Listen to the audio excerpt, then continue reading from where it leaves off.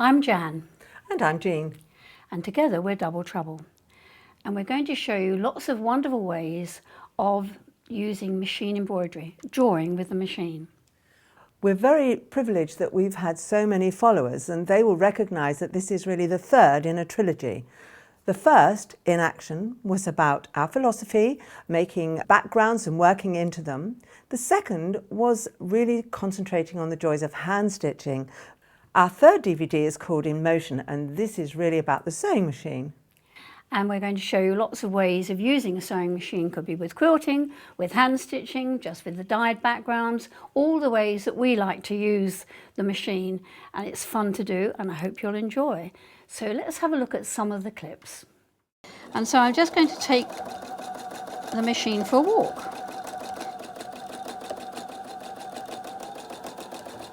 And you can go slowly or you can go fast. However you feel confident, just feel comfortable.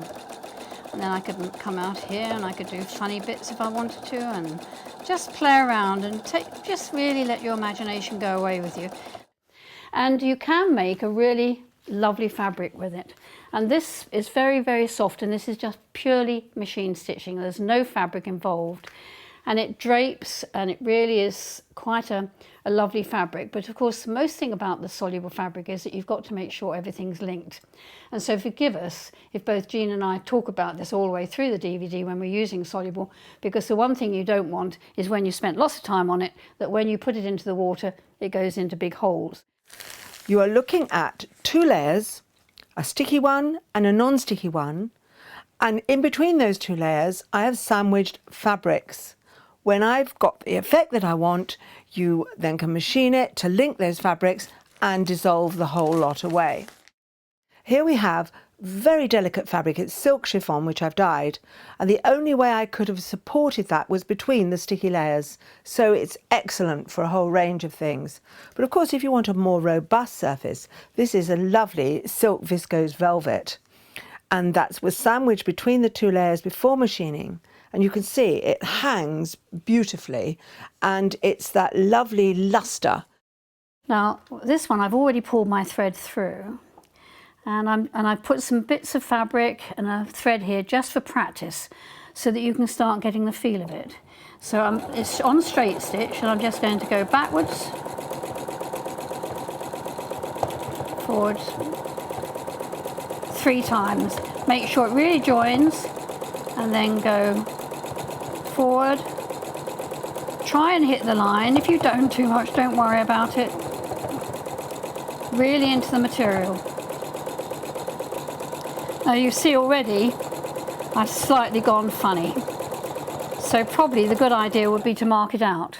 So I could get a pencil and if I wanted to be exact, I could measure it and actually draw in the shapes and keep to them, really measure them out so that it's even. But let me show you what else I can do. I go back onto here. I could give my little edges here. I could come back up and down, around, up and down. I could come down here and I can make them have little points. But you need to go up and down twice. Once, twice, back into the line. Back into there. Or I could do another loop, backwards and forwards. And then back to join the next one. I mean, there are so many variations. And you can get ideas from jewellery books, ethnic, craft work, all sorts of ideas.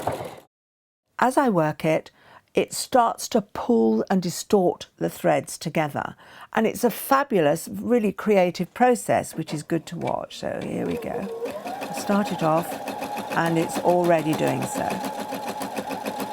And you move forward and backwards and watch it happen. Gentle rhythms. You can go close together or far apart. Already there's a nice little linear echo going down here. And I can turn the machine and I can have it going sideways on. And then you get wonderful little cellular patterns happening. A piece I did quite early on was this one, which is based on a Savoy cabbage, and I really wanted that feeling of knobbly texture. And so here I've prepared with big chunky threads, doing the structure of the cabbage leaf, the veining, and these knobbles made out of knotted cable chain. Then, of course, the next important thing is the tone of the thread. If you go in there with a contrasting thread, you'll just get a rather mishmash when I actually just wanted texture. Tonal value of the thread is really important. Here is a ginger jar, which was a favourite of mine from my past. And I've done the stitching on the ginger jar with great big silk threads to imitate those patterns.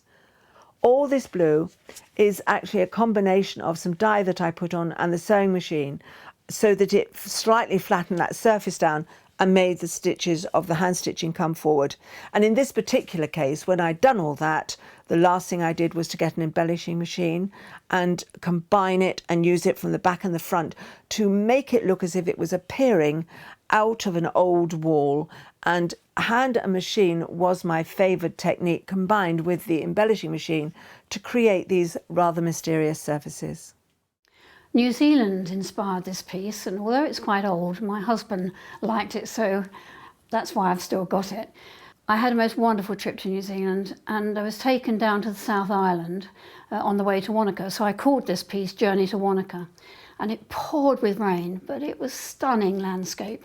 You had the low clouds, you had the fern trees, and also when the rain stopped, double rainbows. It was quite spectacular. And also it's so clean, the conservation areas are marvellously clean, and so you had so much lichen on the trees, and I thought they looked like ghost trees.